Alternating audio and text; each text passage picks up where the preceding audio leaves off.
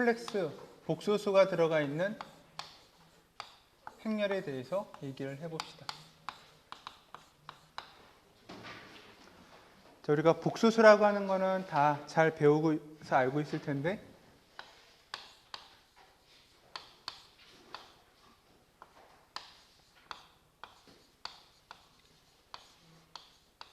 어떤 복소수가 있다. 그럼 우리가 이 복소수를 이렇게 z라는 값으로 표현한다고 치면 이렇게 이제 이미지너리 파트를 우리가 i로 많이 쓰는데 이제 j라고도 쓰니까 j로 일단 씁시다. 그래서 a 더하기 j b라는 형태가 되고, 이 a라는 값은 이제 실수에 해당하는 우리 리얼 파트라고 얘기하는 거고, 그 다음에 b라는 이 값은 이제 허수부에 해당하는 이미지너리 파트라고 그러고,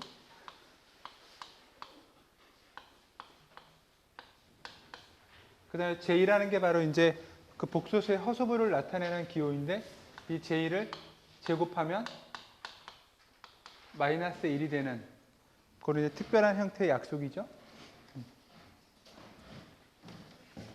그래서 이와 같이 복소수를 우리가 이제 표현을 하게 되면 실수부랑 허수부를 각각 x축에 해당하는 것과 y축에 해당하는 축으로 이렇게 대칭을 시켜주고, 그래서 a하고 b라는 실수, 허수에 해당하는 각각의 값을 마치 2차원 좌표에 찍어주듯이 하면 이게 복소수를 표현하는 거다.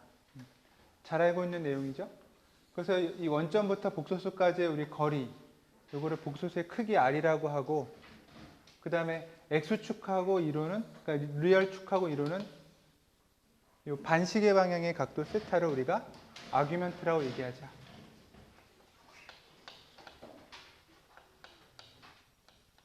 그래서 복소수 z의 크기를 이와 같이 표시하면 이거는 우리가 일종의 어떤 매그니튜드 또는 뭐 렌스라고,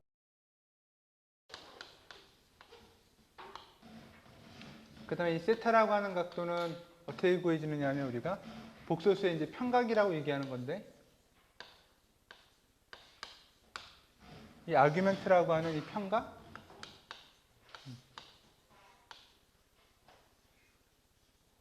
그래서 어떻게 구해지느냐, 매그니튜드는 실수부하고 허수부를 각각 제곱해서 더하면 되는 거고, 아규먼트라는 건 저 세타니까 저거를 우리가 이제 요거를 a하고 b가 주어진 값에 대해서 요 길이가 a고 요 높이에 해당하는 부분이 b니까 a하고 b라는 직각삼각형의 정리를 이용하면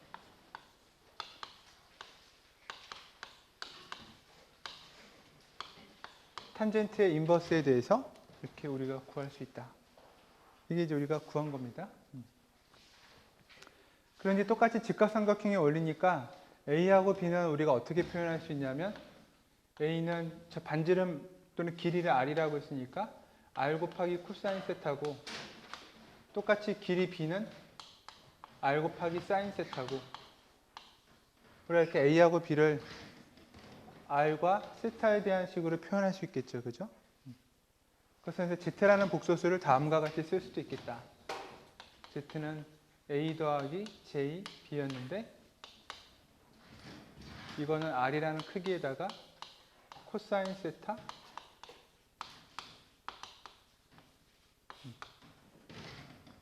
그래서 저 코사인 세타 더하기 j 사인 세타라고 하는 이런 모양을 우리가 어떻게 바꿀 거냐면 이렇게 이제 오일러 공식이라고 그래서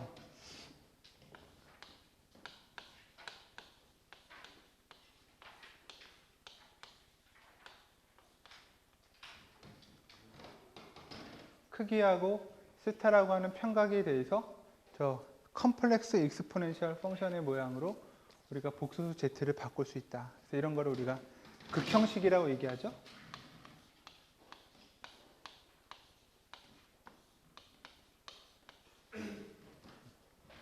그래서 극형식으로 표현하면 이제 우리가 여러 가지 다양한 복소수의 연산들을 좀 더 쉽게 이제 정의할 수 있다. 그 다음에 이제 복소수의 크기,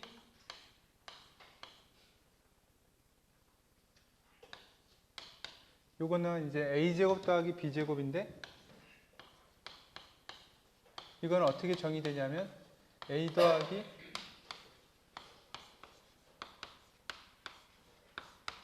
이렇게 곱하면 a제곱 더하기 b제곱을 구할 수 있다.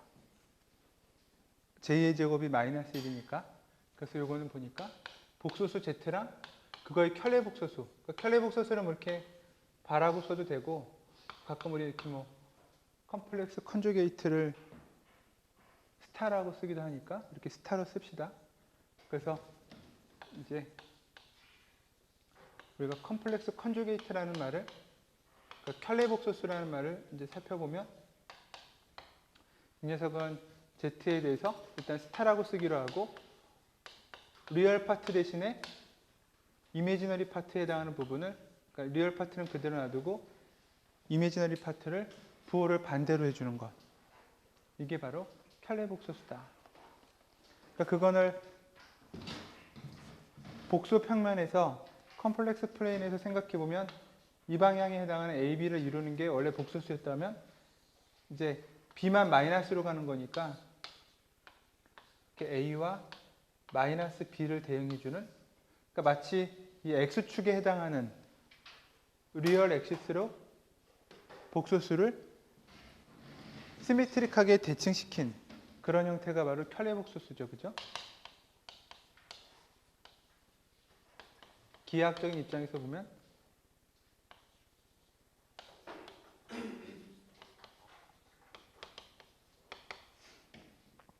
그래서 이런 거 우리가 켤레 복소수라고 그럽니다. 그러니까 당연히 켤레 복소수면 이 녀석은 이제 어떻게 되냐면 길이는 똑같은데 크기는 똑같은데 평각을 생각해 보면 평각이 원래 세타에서 반대 방향이니까 이렇게 마이너스 부호가 붙는다.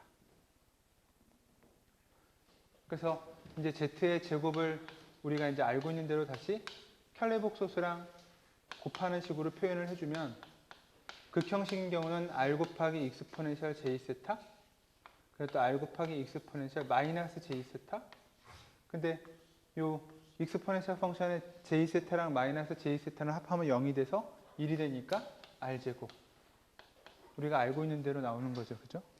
그래서 극형식으로 표현한 걸 가지고 하게 되면 길이하고 평각에 대한 간단한 곱하기와 합으로 복소수의 연산을 우리가 수행할 수 있다. 그래서 대부분 다 이제 우리가 복소수는 극형식으로 표시를 많이 해준다.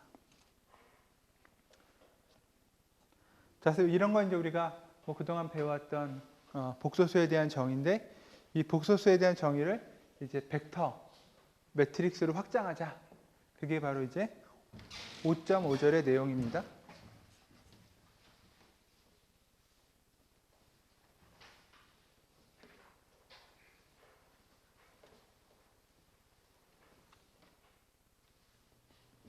그럼 이제 컴플렉스 넘버가 아니라 컴플렉스 벡터 또는 매트릭스로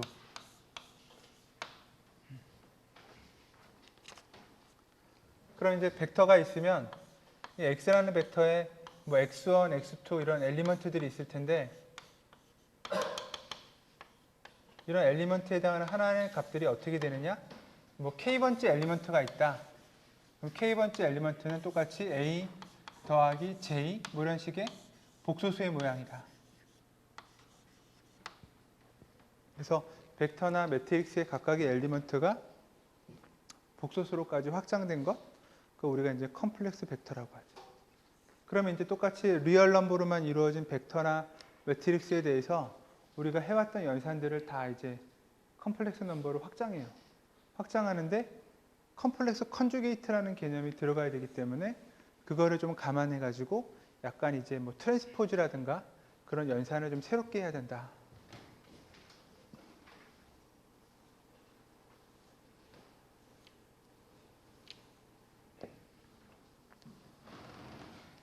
그럼 이제 컴플렉스 넘버로 이루어진 이런 이제 벡터인 경우에도 마찬가지로 어쨌든 벡터니까 벡터의 길이 뭐 이런 거 이제 표시할 수가 있을 텐데 그러면 리얼 넘버일 때는 각각의 성분의 x1 제곱, x2의 제곱 이렇게 다 더했었죠, 그죠? 근데 각각이 컴플렉스 넘버니까 이제는 제곱해서 더하는데 이게 이제 절대값의 제곱으로 그러니까 각각의 컴플렉스 넘버들의 길이의 제곱의 합으로 전체 벡터의 길이를 우리가 정의해 줄 수 있고, 그러면 이거는 이제 컴플렉스 넘버에 대한 제곱은 똑같이 이렇게 컨주게이트 한 거랑 원래 거랑 곱해야 각 컴플렉스 복소수의 크기가 나오니까 이런 식으로 또 각각의 크기를 해당되는 복소수의 켤레 복소수를 곱해가지고 우리가 이렇게 표현해줘요. 근데 이제 여기서 이 녀석하고 이 녀석을 잘 보면 컴플렉스 컨주게이트 한 거랑 컴플렉스 컨주게이트 하지 않은 오리지널 컴플렉스 벡터하고를 이제 내적처럼 정의해주면 이제 x라는 벡터의 트랜스포즈랑 그 다음에 원래 x라는 벡터의 이게 이제 원래 그 벡터의 길인데 여기 컴플렉스 컨주게이트가 하나 더 붙죠, 그죠? 그러니까 트랜스포즈도 하고 그 다음에 그거에 컴플렉스 컨주게이트를 붙이는 이제 그런 구조다. 그게 이제 바로 이런 벡터의 길이를 표현하는 방법이에요. 아니면 저 반대가 돼도 좋고. 그래서 이제 우리가 이걸 보고서 벡터의 이너 프로덕트 내적을 정의해 주자.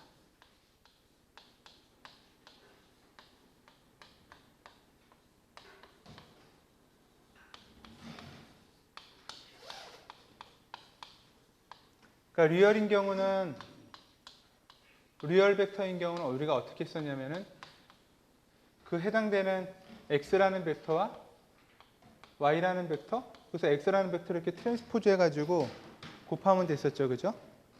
이게 이제 두 개의 벡터의 내적인데 이 리얼 넘버일 때는 얘네들의 좌우를 순서를 바꿔도 그러니까 교환 법칙이 성립하는 형태로 우리가 내적을 정의해 줬습니다. 근데 컴플렉스일 때는 그렇게 안 돼요. 모양은 비슷한데 컴플렉스 벡터일 때는 모양은 비슷한데 우리가 똑같이 x라는 녀석에 트랜스포즈를 하고 여기 길이를 구할 때처럼 컴플렉스 컨주게이트를 해주고 그 다음에 그 녀석이랑 이렇게 y라는 벡터랑 해줘야 돼요. 그래서 우리가 이제 트랜스포즈와 컴플렉스 컨주게이트를 자꾸 이제 같이 쓰려면 귀찮으니까 우리가 이제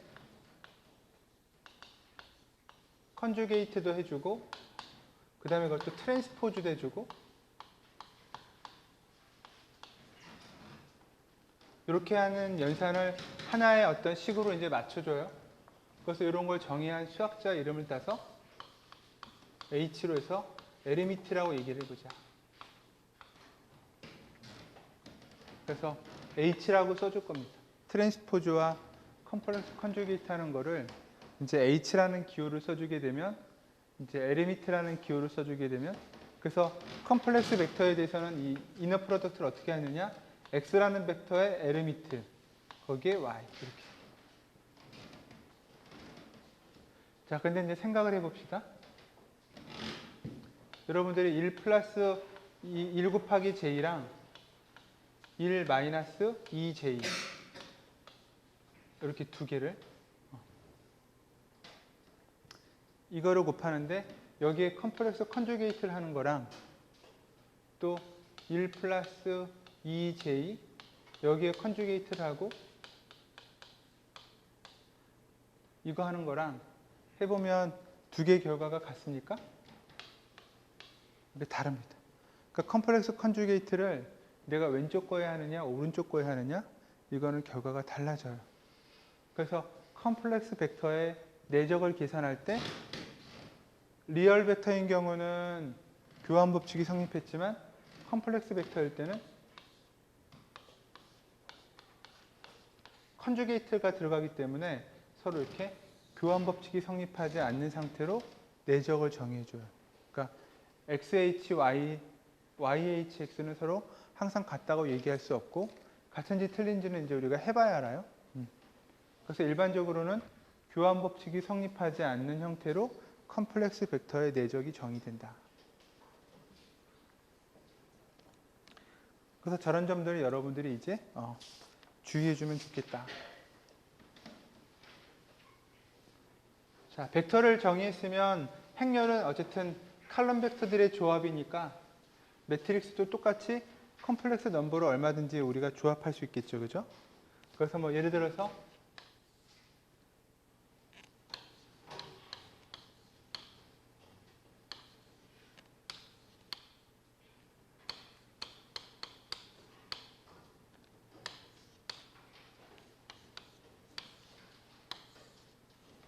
이런 식의 행렬이 있다.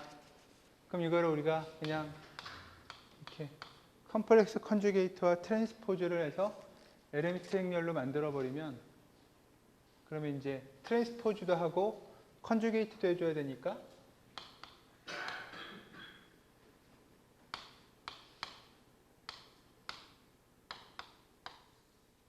이렇게 될 것이고,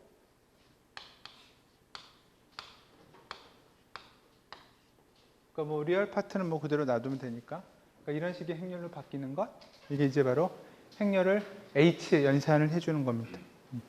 그러니까 이런 정도의 우리가 차이를 컴플렉스 벡터에서 기억하자. 근데 중요한 건 별거 없는데, 어쨌든 이너 프로덕트를 하기 위해서는 트랜스포즈만 해서 곱하는 게 아니라 컴플렉스 컨주게이트까지 같이 해줘야 된다. 그게 바로 이제 이 컴플렉스 벡터 도메인에서 필요한 사항이다.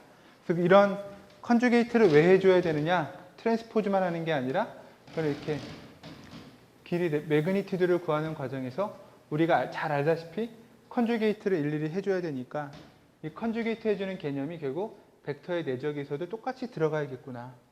그렇게 유추합니다. 근데 그 유추가 그냥 뭐 이렇게 막 되는 게 아니라 이제 수학적으로 정확하다라는 거죠. 그래서 행렬에 대해서도 이제 마찬가지가 될 거고.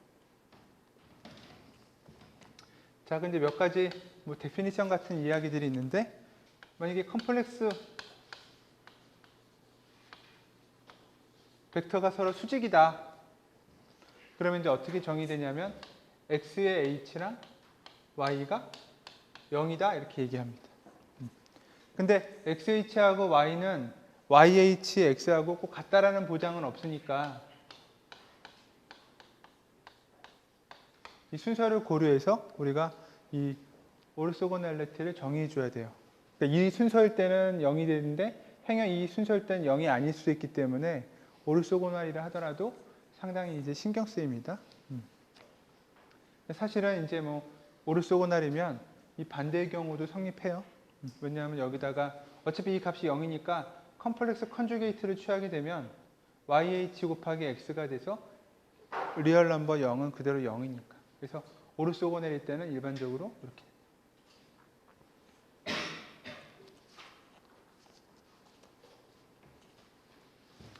그래서 수직일 때만, 그러니까 일반적으로 수직이 되는 경우에는 이제 XHY나 YHX나 다 똑같이 이제 이퀄리티 0이 성립하는, 그래서 서로 간의 수직이면 그때는 이너 프로덕트가 서로 교환 법칙도 성립하면서 0으로 된다. 물론 이제 일반적으로 이것이 성립하려면 XHY라는 값 자체가 이너 프로덕트 한 값이 리얼이면 돼요. 그러니까 뭐 그거 하나 더 쓴다면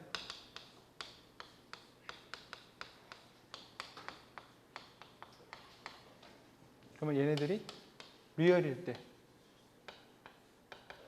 그럴 때만 서로 컴플렉스 컨주게이트 관계이기 때문에 요거는 XHY 이거 전체를 이렇게 컨주게이트 한 거랑 똑같죠. 그러니까 트랜스포즈하고 컴플렉스 컨주게이트 하고, 우리가 복소수 컨주게이트 하게 되면 Z1이라는 녀석의 컨주게이트랑 Z2라는 녀석의 컨주게이트 이 전체를 곱한 거를 컨주게이트 하라고 그러면 각각을 컨주게이트해서 곱해주죠.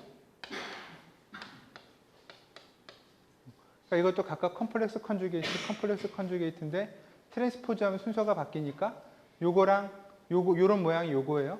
근데 어쨌든 이런 값이 리얼이다. 그럴 때는 이제 이렇게 교환 법칙이 성립해요.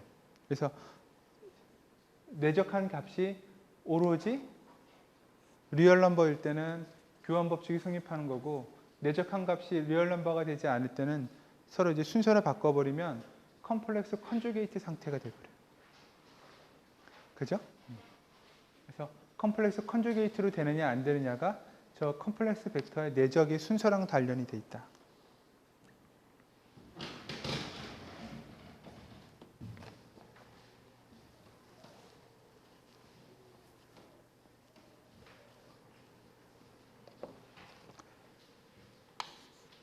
그다음 이제 두 번째는 컴플렉스 벡터의 크기는 어떻게 되느냐?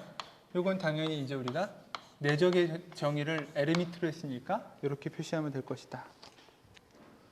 그리고 행렬의 트랜스포즈와 마찬가지로 행렬, 이 컴플렉스 행렬 전체를 곱해가지고 내가 에르미트를 취하겠다. 이거는 각각을 에르미트를 취하고 곱하는데 이렇게 순서가 바뀔 것이다. 그러니까 컴플렉스 컨주게이트는 이미지너리 파트의 부호를 바꾸는 것뿐이지 어떤 이렇게 연산자 같은 개념이니까 저런 트랜스포즈든 인버스든 연산하는 거에는 영향을 주진 않는다.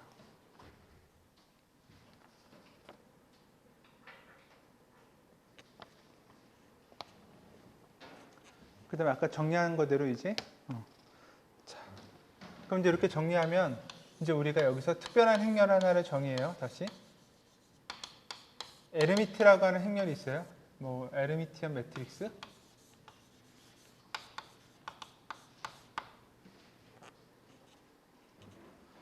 우리가 이제 여지껏 이제 오늘 전까지는 계속 리얼 실수로만 이루어진 그런 행렬들을 주로 다뤘었는데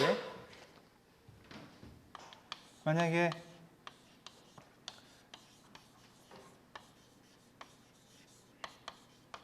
어떤 행렬이 A가 리얼 매트릭스였다. 그랬을 때 우리가 어떤 게 있었냐면 특별하게 이 트랜스포즈를 해가지고도 원래 행렬하고도 똑같은 놈이 있어요. 이런 거 우리가 뭐라고 했냐면 시메트릭이라고 그랬죠. 그죠? 대칭.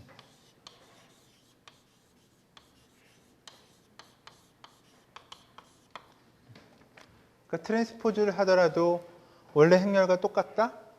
그러면 대각선 텀은 원래 다 이제 뭐 상관없으니까 대각선을 기준으로 서로 마주보는 녀석들끼리 행렬의 엘리먼트가 전부 같은 행렬들이었는데 그거랑 아주 비슷한 행렬이 바로 컴플렉스에서 이 우리가 에르미트라고 하는 행렬이다.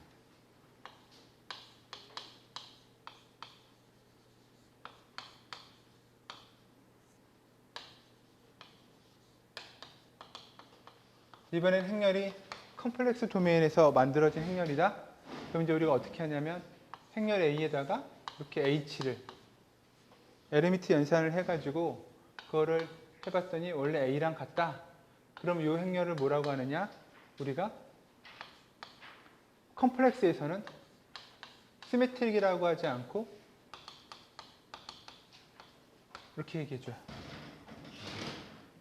에르미트 매트리스다. 아래 같은 경우는 시메트릭 매트리스다. 이런 식으로. 그래서 컴플렉스 넘버에 해당하는 개념이죠. 그러니까 실질적으로는 이제 이 컴플렉스 넘버가 리얼 넘버를 다 포함하고 있으니까 행렬들 중에서 이런 에르미트 조건을 만족하는 행렬이 있어요. 그 안에 이제 리얼 넘버로만 이루어진 이런 시메트릭한 행렬이 또 있는 거죠.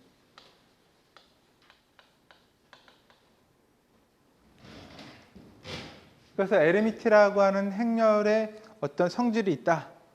그러면 이제 실수 범위로도 확장 좁아진 시메트릭 매트리스는 에르미트 매트리스의 성질을 다 이제 갖고 있겠죠, 그죠? 그래서 그런 식으로 우리가 이제 좀 더 넓은 개념의 에르미트 매트릭스를 가지고 성질을 정의하면 그걸 시메트릭 매트리스에다 그대로 적용할 수 있습니다.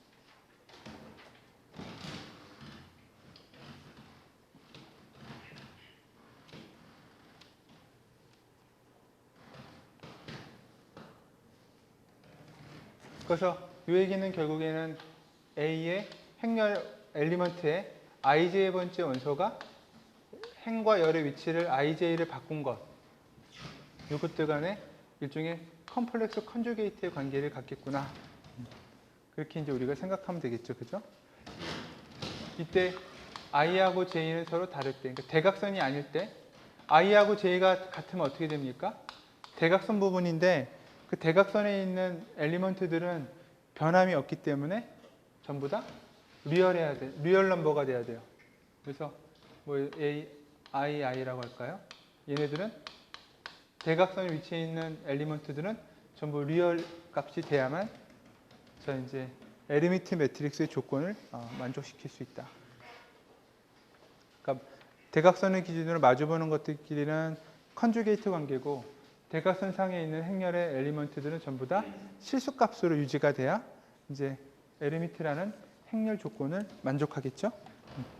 그러면 이제 이런 에르미트 매트릭스가 되면 몇 가지 이제 중요한 성질이 있어요. 또는 뭐 시메트릭이라고 생각해도 좋고, 그러니까 뭐 에르미트든 시메트릭 매트리스든 간에 이제 몇 가지 중요한 성질이 있는데,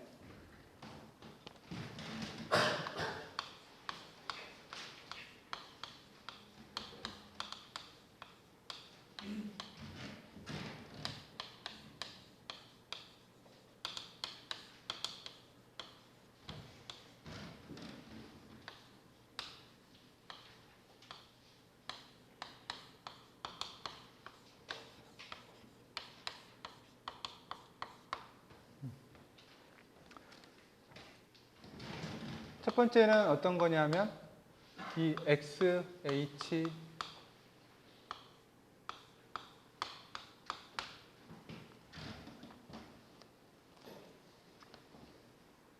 자, 이런 걸 우리가 이제 쿼드라틱 폼이라고 그러는데,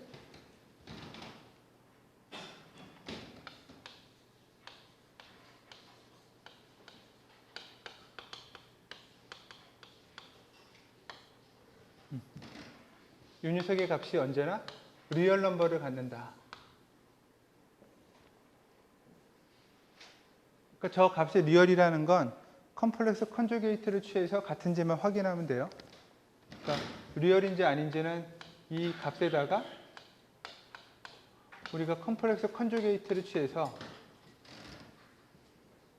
그래서 원래랑 같은, 요거는 지금 어떤 하나의 그냥 그 스칼라 값인데, 어쨌든 그게 이제 어떻게 되는지 요거 일단 먼저 h를 취해보면 얘는 x의 h, a의 h 이렇게 되겠죠, 그죠? 트랜스포즈와 컨주게이트 성질을 이용해서. 근데 ah하고 a가 똑같은 에르미트 매트리스라고 그랬으니까 여전히 이 조건을 유지한다. 그러니까 컴플렉스 컨주게이트를 한 녀석이나 그 이전 거랑 두 개가 같으니까 그런 조건을 가질 때 우리가 뭐라고 하느냐? 리얼 넘버라고 부르죠, 그죠? 그러니까 실수는 컨주게이트를 하든 안 하든 같은 값이니까. 그러니까 우리가 복소수 공간에서 이게 실수인지 아닌지를 증명하라. 그러면 컴플렉스 컨주게이트 취해가지고 처음하고 똑같은지를 보여주면 돼요. 그래서 이제 리얼인 거는 쉽게 증명이 됐는데, 이거는 어떤 형태인지 한번 봅시다. 이 쿼드라틱 폼이라는 게, 예를 들어서 행렬 A가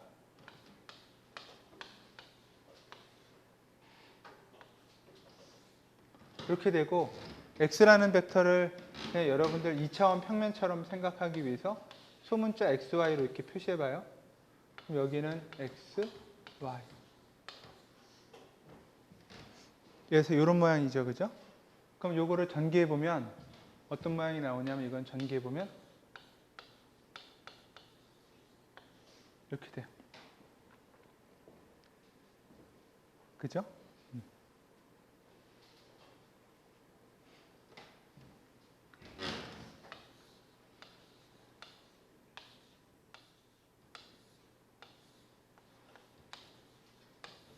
이런 식으로 이번에는 1과 1이라는 값을 a, b로 바꾸면 이건 어떤 모양이 되냐면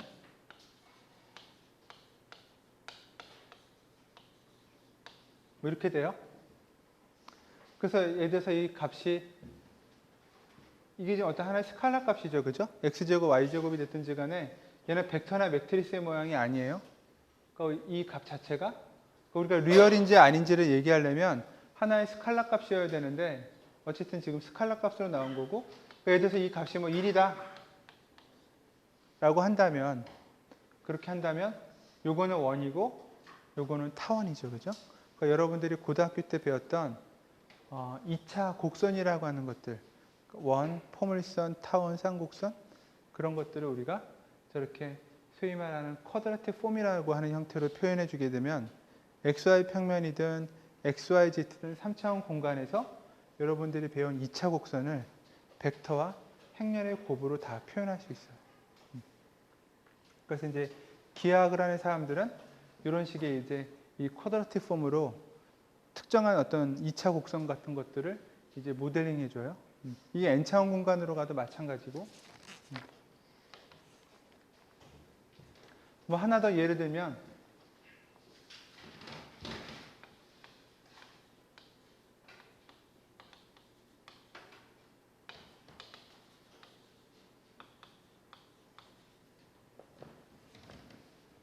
코사인 세타, 뭐 마이너스 사인 세타 이런 도형이 있습니다. 저거 회전 변환이죠, 그죠? 그러니까 x하고 y를 원래 좌표에 대해서 회전 변환해서 얻은 좌표인데, 이 만약에 세타가 0도이거나 그러면 아까처럼 이제 그냥 x제곱 더하기 y제곱의 모양일 거고, 이게 만약에 90도이면 마이너스 1과 플러스 1이니까 그럼 그때는 원은 상관없는데, 타원 같은 경우는 이제 이런 식의 타원이 90도가 되면 이런 식으로 돼요. 근데 이제 세타가 45도다. 그럼 똑같은 쿼드라틱 폼이라 하더라도 세타가 45도가 되면 이런 식의 타원이 되죠. 그러니까 원일 때는 구분이 안 되는데, 이런 아래쪽에다가, 그러니까 여기다가 a를 곱하고 여기다 이렇게 b를 곱해가지고 해버리면 타원이, 찌그러진 원의 타원이 나오는데 그 녀석의 축이 이제 세타만큼 회전되어 있어요. 그래서 이런 것들의 도형을 우리가 표시할 때 저 쿼드라틱 폼이라고 하는 식으로 만든다. 그래서 나중에 뭐 여러분들 컴퓨터 그래픽스 같은 거 하게 되면 이런 쿼드라틱 폼으로 이제 이렇게 기하학적인 도형들 뭐 그런 것들을 많이 이제 표현하니까 뭐 그럴 때 또 참고해서 보기로 하고, 어쨌든 우리는 이런 쿼드라틱 폼이라고 하는 모양이 에르미트일 때는 컴플렉스 기술을 갖는다 하더라도 그 쿼드라틱 폼의 값은 리얼이다. 요거를 기억을 해둡시다.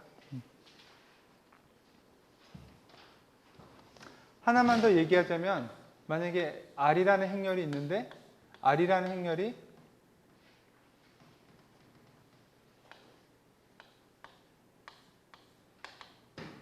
이렇게 뭐 이런 거라고 합시다.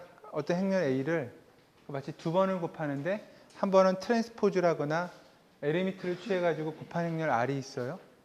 그럼 이 R이라는 녀석에 대해서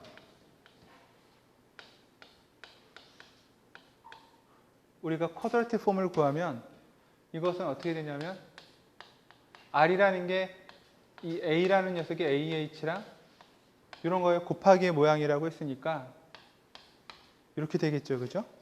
그 다음에 요거는 뭐냐면 A 곱하기 X에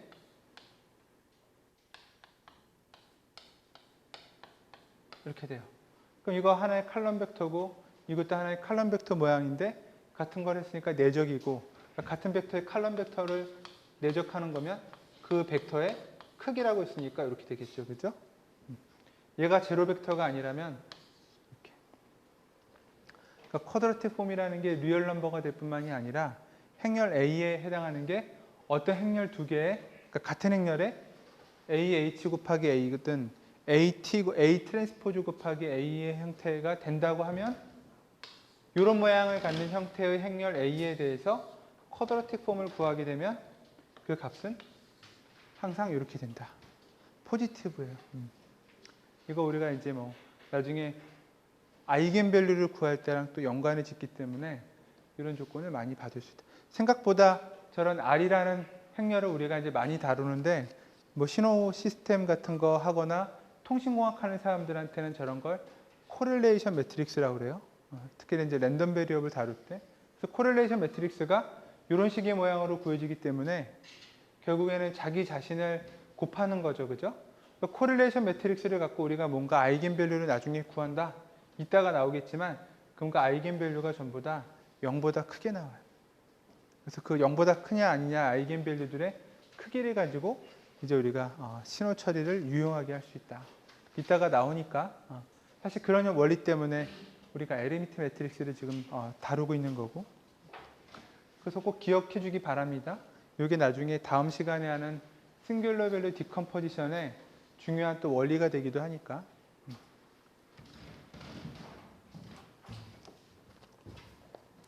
자, 그래서 첫 번째는 쿼드라틱 폼이라는 게 일단 리얼 넘버를 갖는다.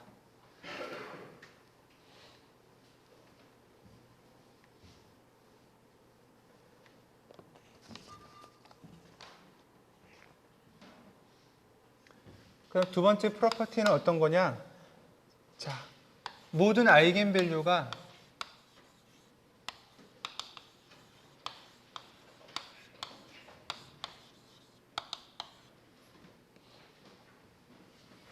똑같이 이번에도 리얼이다. 아까 쿼드라틱 폼이라는 게 리얼이라고 했었는데 아이겐밸류도 다 리얼 넘버예요. 그러니까 컴플렉스 값들을 갖는 행렬이 있고 여러분들이 아이겐밸류 구해보면 어떤 경우에는 아이겐밸류가 리얼이 안 나온 경우도 있었죠. 그죠? 대신에 이제 우리가 실수계수인 경우랑 아닌 경우랑 이제 따져봐야 되는데 자, 아이겐밸류가 어떻게 나오냐면 a-람다 i라는 행렬의 디터미넌트를 구하는 거였죠. 근데 지금 이 행렬 a의 계수가 컴플렉스로 이제 들어가 있어요. 엘리먼트가. 그러니까 지금 이게 a11 이런 값들이 컴플렉스 넘버예요.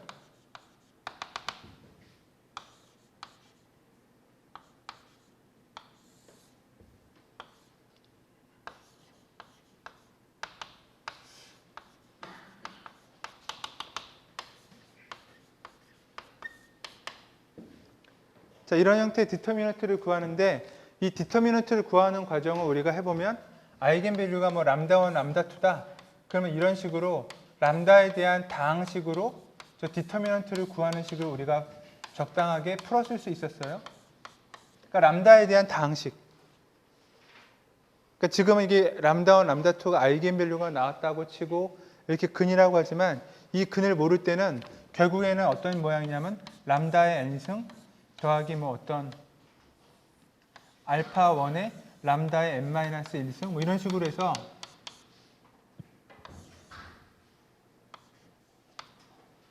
람다에 대한 상수항까지 람다 n승에 해당하는 다항식이죠. 그럼 이 알파1, 알파2는 이 a11부터 a-nn까지 행렬의 엘리먼트를 가지고 뭔가 만들어지는 기수들일 텐데 만약에 리얼 넘버에 해당하는 행렬이었다?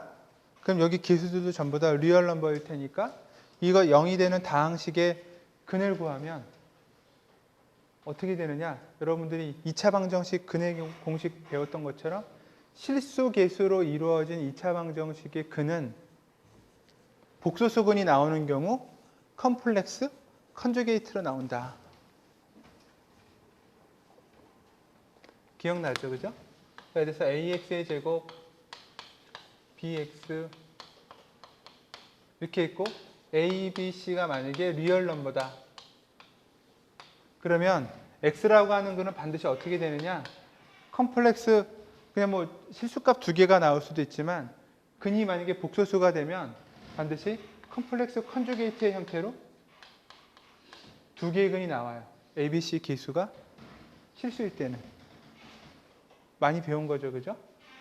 뭐 이게 2차식이든 3차식이든 n차식이든지 간에 반드시 리얼 넘버에 해당하는 기수일 때는 그 근은 컴플렉스 컨주게이트로 존재한다.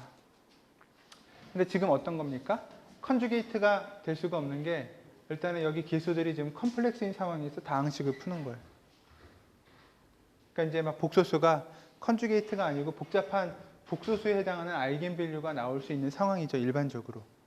그런데 이 에르미트라고 하는 행렬이 될 때는 이런 아이겐밸류를 구하고 보면 전부 다 리얼이다. 그런 얘기입니다. 그래서 이게 어떻게 되는지를 오른쪽에 쿼드라틱 폼이랑 연관지어서 생각해 봅시다. 자, x가 아이겐밸류고 람다가 아이겐밸류고 x가 아이겐벡터다. 그럼 쿼드라틱 폼을 만들기 위해서 양변에 x의 h를 곱해줘요.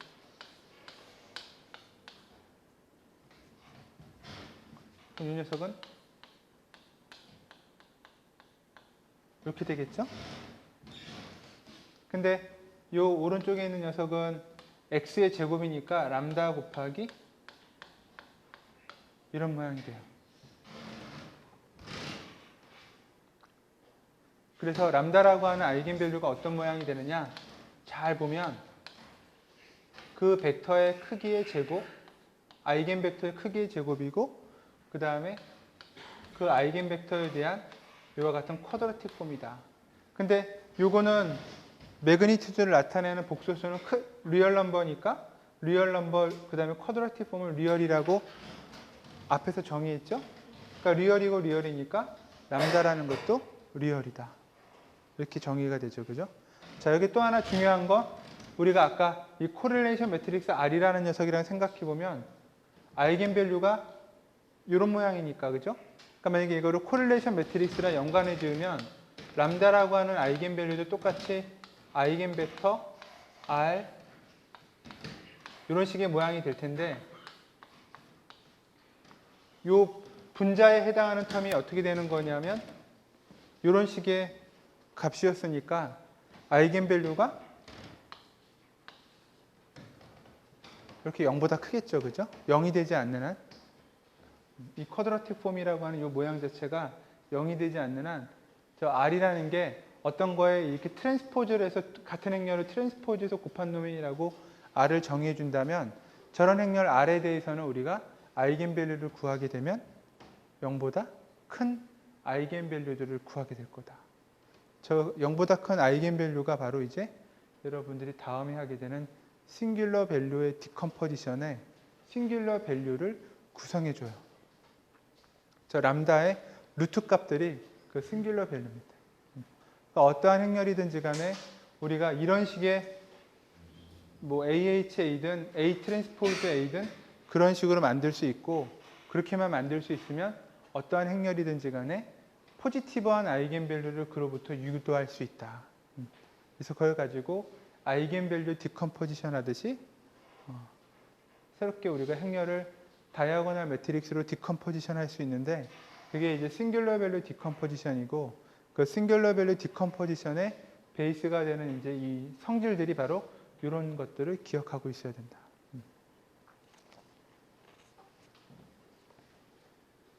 그래서 기억을 잘 해둡시다.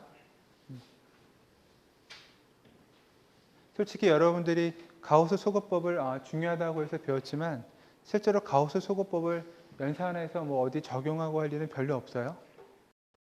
근데 이제 스퀘어 매트릭스인 경우에는 아이겐밸류 디컴포지션을 이제 쓸 일이 많을 거고 또 실제적으로 리스트 스퀘어 문제를 풀 일도 많을 거고 근데 모든 행렬이 스퀘어 매트릭스가 아닌 경우가 많기 때문에 그런 경우에도 풀려면 어떻게 해야 되느냐 이제 마지막에는 우리가 이제 싱귤러 밸류 디컴포지션이라는 걸 더 많이 씁니다. SVD라는 걸. 그래서 여러분들이 나중에 매트립 같은 거를 이용해서 쓰게 되면 다 이제는 뭐 SVD 뭐 그런 원리를 그냥 바로바로 적용하게끔 돼 있어요.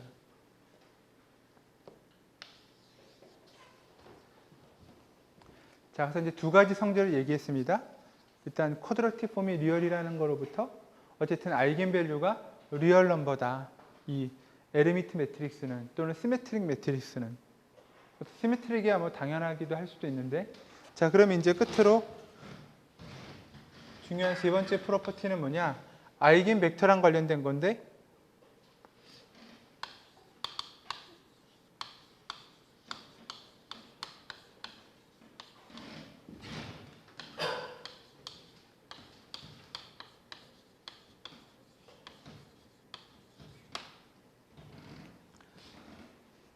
시메트릭 매트리스나 에르미트 매트릭스에서 얻어진 아이겐 벡터는 서로 오르소고널해요. 그러니까 우리가 다른 아이겐밸류에서 나온 각각의 아이겐 벡터들은 어떻다고 했습니까? 서로 인디펜던트라고 했었죠. 그죠? 그러니까 걔네들을 가지고 S라는 아이겐 벡터 매트릭스 만들어서 S의 인버스 가지고 뭐 이렇게 디컴포지션도 했었는데 이제 물론 단서는 서로 다른 n개의 아이겐밸류가 나올 때예요. 근데 그 녀석들이 인디펜던트 하니까 S 인버스가 나왔는데 그 녀석들이 이 시메트릭 매트릭스이거나 에르미트 매트릭스일 때는 아이겐 벡터들이 인디펜던트한 수준이 아니라 훨씬 더 이제 좋은 조건이 서로 오르소고널하다. 오르소고널이면 우리가 인디펜던트라고 했으니까 굳이 뭐 인디펜던트 여부는 따질 필요도 없어요. 그죠? 그래서 이제 우리가 저런 행렬들의 아이겐 벡터들이 서로 오르소고널한지를 한번 살펴보자. 자, 그러면 A 곱하기 x1이라는 게 예를 들어서 람다1 x1 그러니까 아이겐밸류와 아이겐벡터라고 해주고 똑같이 또 하나의 아이겐벡터를 일단 하나 정의해 봅시다. 그 당연히 서로 다른 아이겐밸류라고 했으니까 람다 1, 람다 2는 리얼 넘버인데다가 어쨌든 저런 식으로 이제 각각 아이겐밸류, 아이겐벡터 조합을 갖는다. 그럼 이제 오르소고날이라는 건 x1하고 x2를 우리가 이제 내적을 해서 0이 되는지를 봐야 되는 거죠. 그죠? 그래서 그 0이 되는 걸 보기 위해서 이렇게 한번 조작을 해보죠.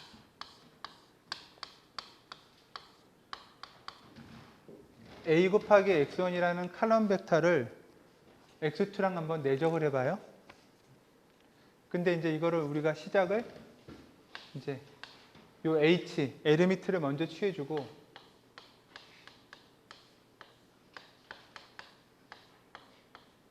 이렇게 해도 상관없죠. 그죠? 근데 요 a 곱하기 h라는 녀석은 지금 에르미트 매트릭스니까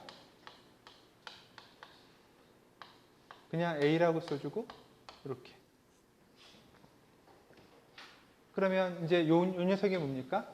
우리가 람다 2의 x2니까 결국 이렇게 해서 x1과 x2에 대한 그러면서 이 앞에는 람다 2가 붙는 형식으로 우리가 이너 프로덕트를 정의할 수 있다.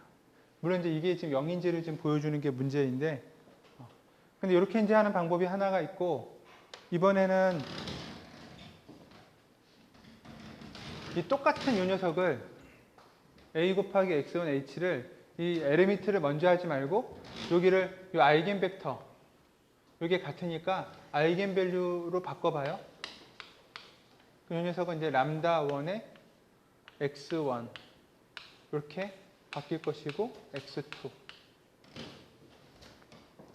그러면 에르미트를 취해주면 람다 1의 이건 어떤 하나의 값이니까 컨주게이트로 해주면 되고 x1의 에르미트고 이렇게 되겠죠. 그죠? 근데 이 녀석이 뭡니까? 이게 리얼 넘버라고 돼 있어요. 왜냐하면 앞에서 정의한 대로 에르미트 매트릭스일 때 아이겐밸류는 전부 다 리얼이다. 그랬으니까 저 컨주게이트에 해당하는 게 그냥 람다 1이 되고 x1의 h가 되고 x2 여기도 이너 프로덕트가 나오네요. 그죠? 그럼 똑같은 이 값이 한 번은 이런 모양이 되고 한 번은 이런 모양이 돼요. 근데 같은 것이니까 두 개가 같아야겠습니다. 그러니까 이렇게 같다고 해봅시다.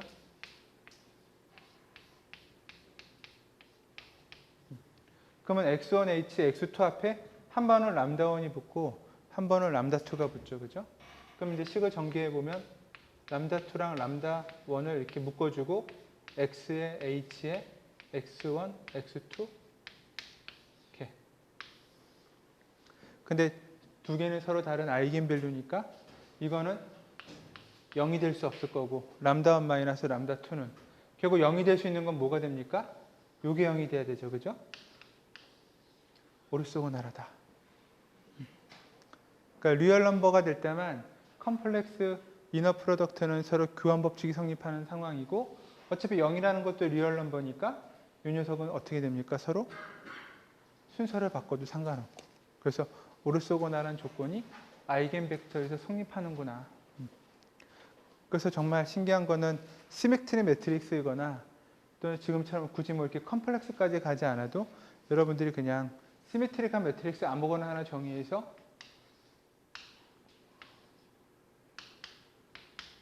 이런 것도 이제 시메트릭한데 이런 형태를 가지고 여러분들이 아이겐밸류, 아이겐벡터 구해서 그 아이겐벡터가 수직인지 확인해 보면 이런 시메트릭 매트리스들은 전부 다 수직이 되는 걸 우리가 일일이 확인해 볼 수 있다. 그래서 이제 이런 걸 가지고 이제 우리가 좀 더 복잡한 그런 벡터 공간을 이제 아이겐밸류와 아이겐벡터를 갖고 좀 더 심플하게 표현해 볼 수 있겠다. 그게 이제 그 다음에 나오는 얘기예요.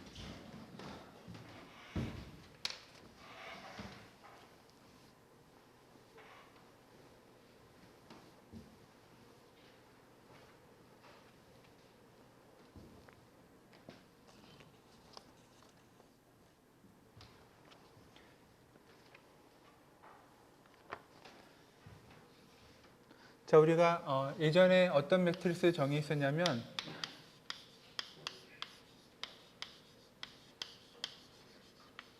뭐 용어가 맞는 건 아니지만 어쨌든 이런 게 있었습니다.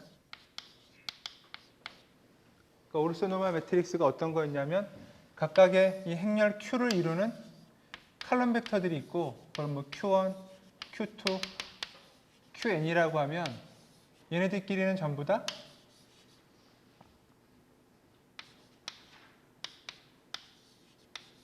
내적을 해주면 0이 되거나 1이 되거나 그래서 i하고 j가 서로 다를 때 그러니까 서로 다른 벡터일 때는 오르소고널하고 같을 때는 크기니까 크기는 1이 되고 그러니까 오르소노멀한 벡터들로 이루어진 그런 행렬 그걸 우리가 Q라고 정의했어요. 그럼 이런 행렬일 때는 어떤 조건이 있었느냐? Q라는 행렬과 Q를 서로 곱하면 행과 열로 바꿔서 해버리면 요거는 같은 것끼리는 1이 되고 다른 것끼리는 0이 되니까 아이덴티티 매트릭스가 된다. 그래서 Q의 인버스에 해당하는 조건이 그 행렬의 단순한 트랜스포즈로 우리가 바꿀 수 있다. 이렇게 이제 정리를 했었습니다. 우리가 그라함 슈미트 오르소고널라이제이션을 할 때 그러니까 일단 리얼 넘버에서 다뤘던 저 행렬에 대한 걸 정의를 이제 우리가 잠시 이제 기억을 다시 한번 되짚어보고 그럼 이제 저런 성질을 갖는 행렬 Q에 대해서 이제 우리가 뭘 해볼 거냐? A라는 행렬이 시메트릭이에요. 그러니까 에리미트 행렬의 일종이죠. 그리고 람다1, 람다2에서 서로 다른 형태의 아이겐밸류 n개가 이렇게 잘 나왔다. 그러면 그거에 대응되는 아이겐벡터도 x1, x2, xn들이 각각 또 다르게 나오겠죠. 그죠? 근데 우리가 이제 여기서 이 똑같은 조건을 하기 위해서 아이겐벡터의 크기를 다 1이라고 해줍시다. 그러니까 그러면 이제 시메트릭이거나 에리미트 매트릭스인 경우는 아이겐밸류는 리얼이고 리얼인 아이겐밸류에 대해서 나오는 아이겐벡터들은 서로 오르소고널이고 근데 그 벡터들의 크기를 우리가 1이 되게끔 다 다시 정해가지고 오르소노멀한 아이겐벡터들을 다 구했어요. 그럼 이제 행렬 A를 이렇게 아이겐밸류 디컴포지션 할 수 있었죠. 그죠? 근데 저 S라고 하는 아이겐벡터로 이루어진 것들이 오르소노멀인 아이겐벡터들의 조합으로 이루어질 테니까 시메트릭 매트리스일 때는 이 시메트릭 그러니까 이 S를 Q라고 써도 상관없겠다.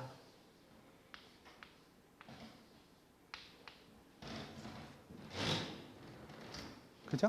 그러니까 S라는 게 결국 Q가 된다라는 얘기예요. 시메트릭 매트리스이거나 에리미트 매트릭스일 때는 그럼 여기에다가 이제 우리가 Q를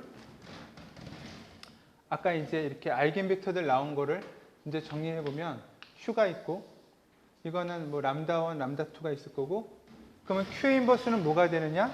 Q의 트랜스포즈가 되겠죠?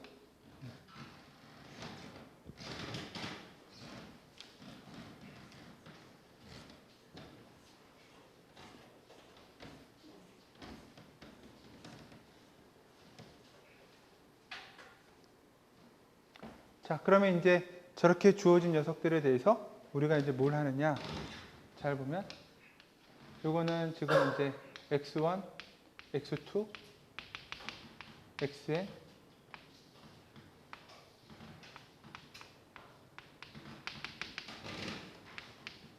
여긴 다 0인 다이어고널 매트릭스고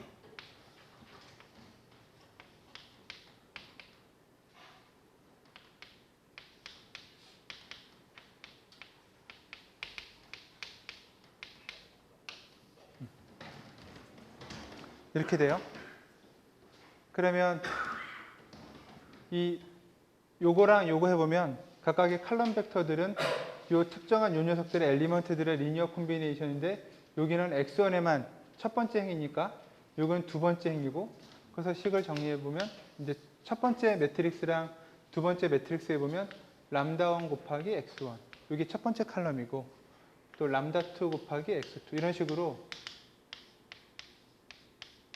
첫 번째, 두 번째 행렬을 곱하게 될 것이고 그 다음에 x1의 트랜스포즈, x2의 트랜스포즈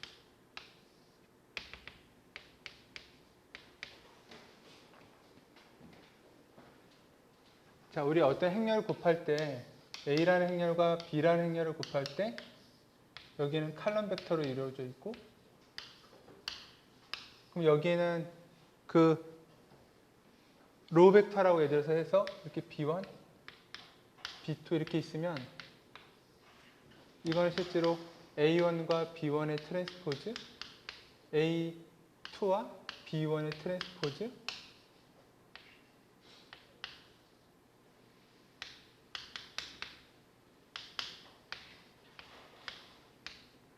뭐 이제 이런 식의 조합이에요. 그러니까 우리가 행렬을 해주게 되면 결국에는 여기에 첫 번째 칼럼과 여기에 첫 번째 행, 두 번째, 그래서 n번째 각각에 해당하는 것들의 쭉 콤비네이션으로 이루어지니까 이거를 식을 다시 이제 최종적으로 써주면 어떻게 되냐면 람다1 x1하고 x1의 트랜스포즈, 그러니까 람다1에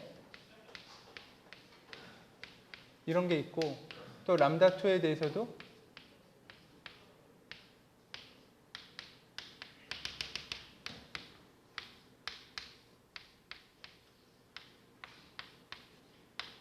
이렇게. 그러니까 이거를 이 열 벡터와 행 벡터의 상태를 유지하면서 이 매트릭스를 곱하는 연산은 이제 이런 식의 각각의 첫 번째, 두 번째, 세 번째 각 행과 열을 이런 식으로 곱한 거랑 관련이 있다.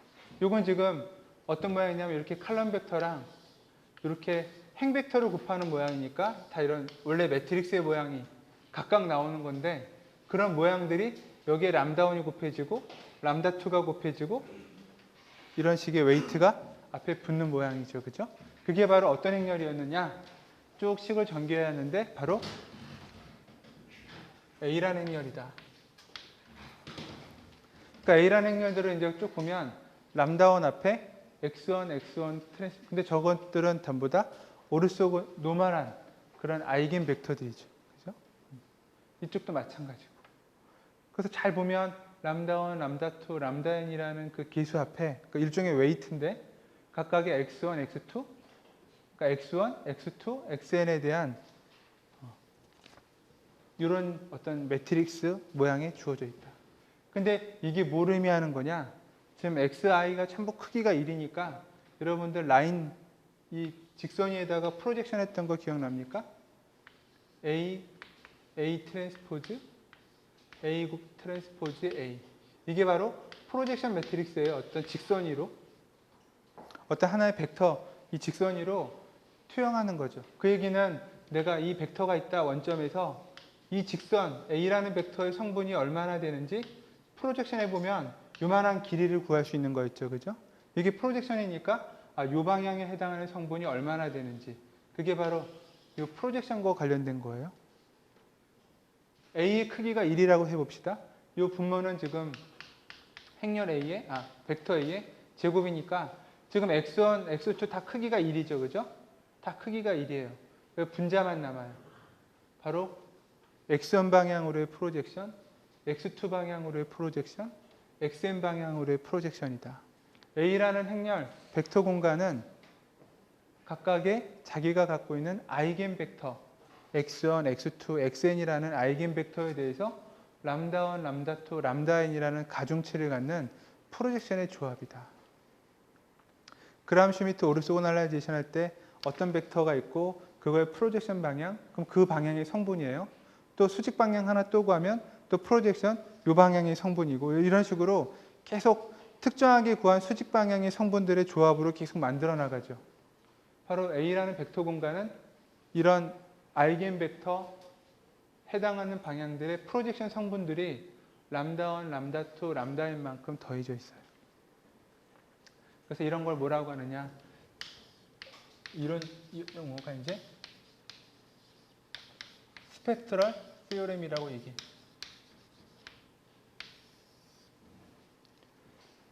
그러니까 일반적인 행렬도 우리가 아이겐밸류의 방향과 관련돼서 얘기를 할 수 있는데, 아이겐 벡터로 하필이면 저 행렬 A가 시메트릭이거나 에르미트 매트릭스일 때는 아이겐밸류 리얼이고 아이겐 벡터는 거기에다가 서로 오르소고날하고, 그러니까 그 녀석들을 오르소노멀하게 우리가 만들어서 아이겐밸류 디컴포지션을 쭉 해주면 결국 S가 이런 모양을 갖기 때문에 그거를 다시 전개하면 최종적으로 이렇게 전개할 수 있다는 거고, 이렇게 전개된 걸 보니까 각각의 이 A라는 행렬의 벡터 공간은 x1이라는 아이겐 벡터 방면으로 프로젝션한 거와 x2로 프로젝션한 거, 그 방향의 성분에 해당하는 람다1, 람다2를 가져요. 그럼 여러분들이 이 Q라는 프로젝션 했을 때 어떻게 했습니까?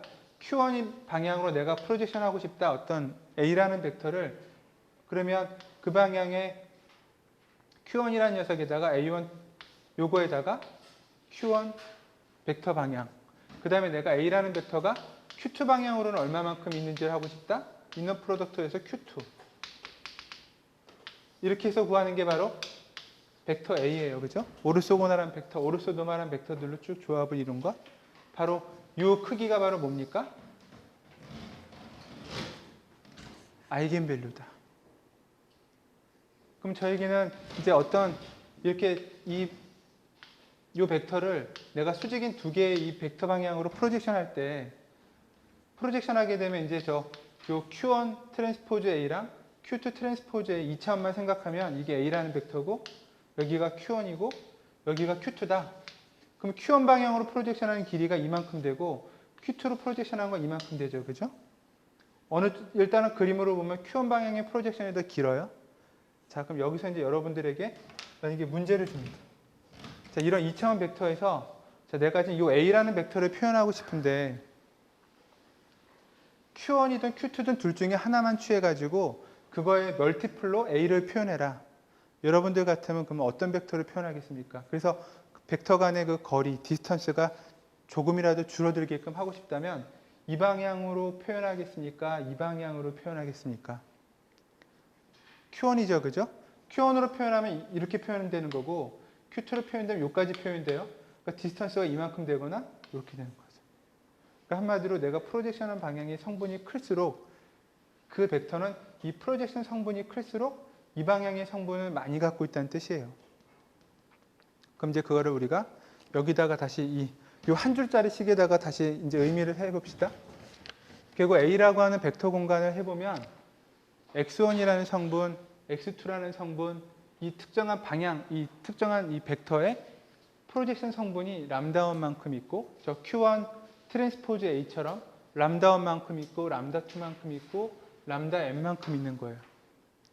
그래서 여러분들이 행렬 A에 대해서 시메트릭 매트릭스에 대해서 아이겐밸류를 다 구했는데 람다1, 람다2를 쭉 해보니까 이런 조건을 갖는다.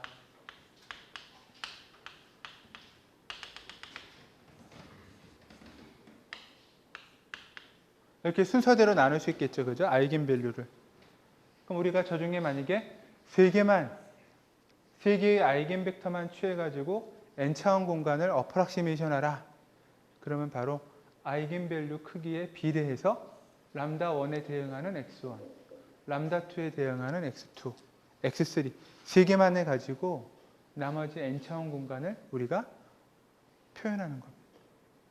그런 데이터를 표현하는 걸 원래 n차원이겠으니까 n개가 필요한데 세 개만 갖고 하죠. 그죠? 저런 거 우리가 데이터 컴프레션이라고 그래요. 또는 데이터 컴프레션이라고 해도 좋고 람다1, 람다2가 크면 클수록 그쪽 방향에 해당하는 성분이 많기 때문에 저거를 주요 성분이라고 해서 프린시펄 컴포넌트라고 얘기해요. 그래서 저런 프린시펄 컴포넌트를 해석해서 n차원 벡터 공간을 아주 작은 뭐 3차원이든 4차원이든 베이시스 벡터로 우리가 어프락시메이션 하게 되면 컴프레션도 할 수 있고 패턴인식처럼 아주 복잡한 패턴인식도 차원을 낮추게 되면 우리가 쉽게 표현할 수 있기 때문에 패턴 레코그니션을 할 수도 있고, 그러니까 수없이 많은 것들을 할 수 있는 게 바로 이 스펙트럴 세오렘 하나에 다 들어가 있다.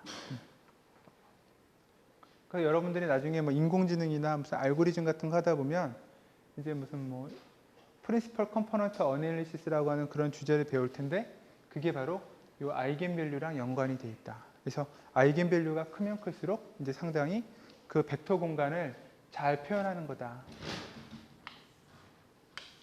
2차원 평면인데 어떤 벡터들의 집합, 벡터 공간을 우리가 A라는 행렬의 벡터 공간들을 표현해 보니까 이런 타원 안에 있어요. 뭐 여기에도 있고, 요 벡터들이 이제 여기에만 있는 거죠. 여러분들한테 그러면 딱 한 방향에 해당하는 단 하나의 벡터만을 가지고 어떠한 벡터든지 간에 다 멀티플로 표현해봐라.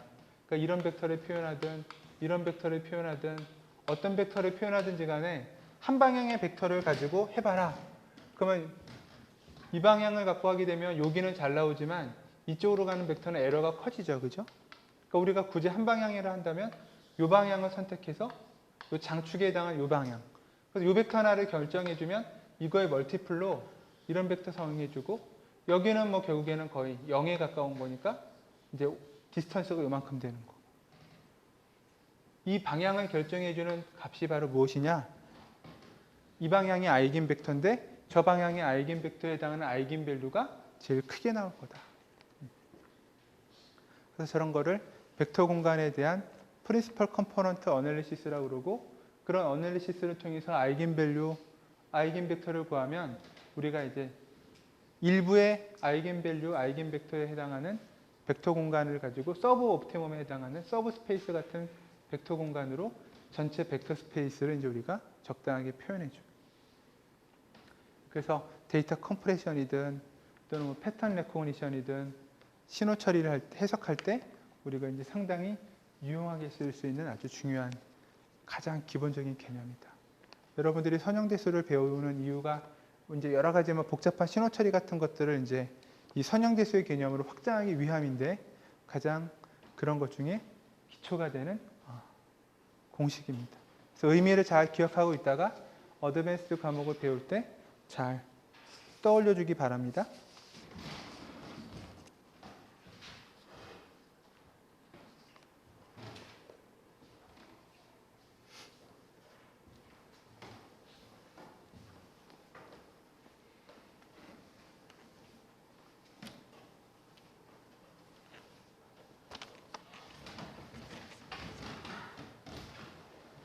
자, 좀 전에 이제 우리가 오르소노멀 매트릭스라는 얘기를 했었는데 이번에는 U라고 해서 유니터리라는 매트릭스가 있어요.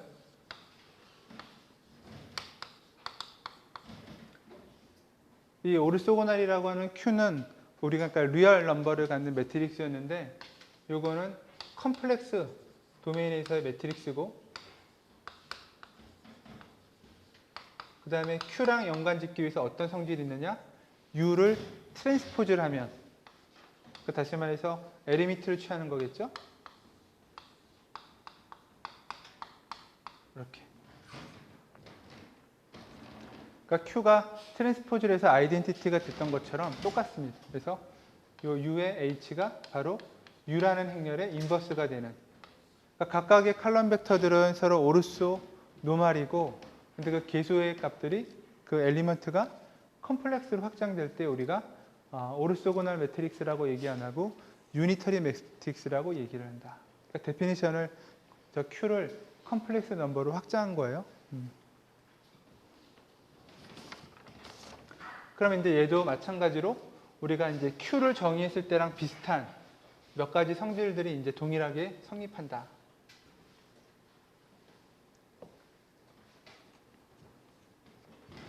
그러니까 소위 말해서 이제 앵글과 그 다음에 길이는 보존된다.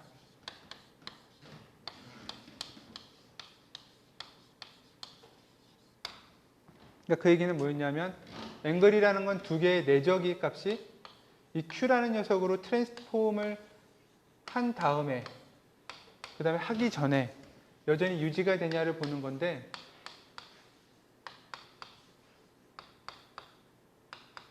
어차피 이게 이제 아이덴티티니까 그래서 각각을 Q로 트랜스폼을 한 다음에 내적을 취하나 그냥 트랜스폼하기 전에 각각을 내적을 취하나 그 내적 값은 똑같다. 그게 이제 바로 앵글과 관련된 프로퍼티고 길이는 이제 얘를 트랜스폼을 해가지고 이렇게 제곱을 하는 건데 이것도 마찬가지로 QX의 트랜스포즈 그래서 똑같이 이런 모양이 나오죠. 그죠? X 트랜스포즈의 Q 이런 식으로. 이게 이제 바로 Q에서 우리가 각도와 길이가 보존된다라는 얘기를 했던 건데 저 Q 대신에 U를 넣어도 똑같아요. 다만 트랜스폼만 그래서 트랜스포즈를 우리가 에르미트로 바꿔주면 된다. 그래서 유니터리 매트릭스로 트랜스폼을 한 다음에 그 녀석에 대해서 내적을 하더라도 얘는 아마도 여전히 원래의 내적이랑 똑같을 거고, 이 순서는 이제 맞춰줘야 되겠죠. 그 다음에 길이도 마찬가지. UX라고 하는 녀석의 길이는 아마도 해보면 원래의 이 X의 길이 변함이 없다. 이게 길이나 각도를 보존한다. 그러니까 한마디로 유니터리나 오르소고날 매트릭스는 일종의 로테이션에 해당하는 그런 변환이다. 그렇게 생각하면 돼요.